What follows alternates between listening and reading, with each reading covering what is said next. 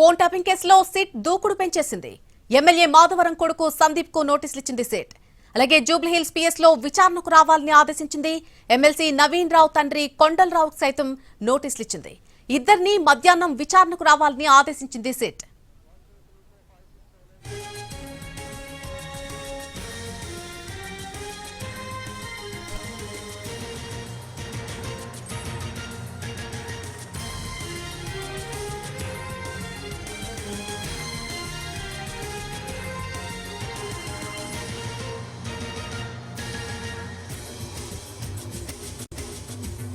లో సిట్ దూకుడు పెంచింది. ఎమ్మెల్యే మాధవరం కొడుకు సందీప్ కు నోటీసులు ఇచ్చింది. జూబ్లీహిల్స్ పిఎస్ లో విచారణకు రావాలని ఆదేశించింది.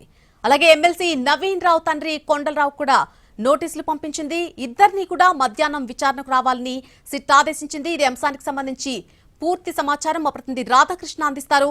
రాధాకృష్ణ, కొండలరావు తండ్రికి కూడా నోటీసులు పంపించినట్టుగా తెలుస్తోంది. ఈ రోజు మధ్యాహ్నం విచారణకు రావాలని సిట్ ఆదేశించింది. పూర్తి ఇన్ఫర్మేషన్ ఏంటి ఈ అంశానికి సంబంధించి?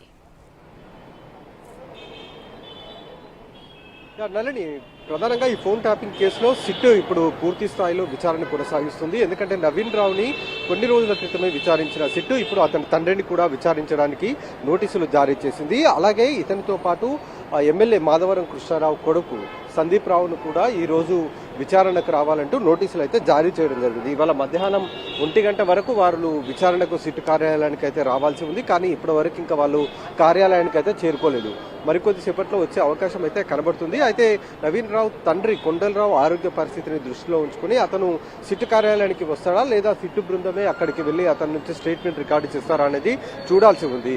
అతని వయసు దృష్ట్యా కొంత ఆరోగ్య సమస్యలు ఉన్నాయని మనకు తెలుస్తుంది. కాబట్టి అతను మరి కొండలరావు జూబ్లీహిల్స్ పోలీస్ స్టేషన్ లో ఉన్న సిట్ కార్యాలయానికి వస్తాడా లేదా అనేది ఒకవైపు ఉంటే, మరొక వైపు మాధవరం కృష్ణారావు కొడుకు సందీప్ రావు మాత్రం ఇవాళ విచారణకు వస్తాడని తెలుస్తుంది. మధ్యాహ్నం తర్వాత విచారణకు వచ్చే అవకాశం అయితే కనబడుతుంది. ఇందులో సందీప్ రావుకు సంబంధించిన ఫోన్ ట్యాప్ గురైనట్లు కూడా చెప్తూ ఉన్నారు. కాబట్టి దానికి సంబంధించిన వివరాలు సిట్ ఇవాళ సేకరించనున్నారు. Right Radhakrishna, thank you for the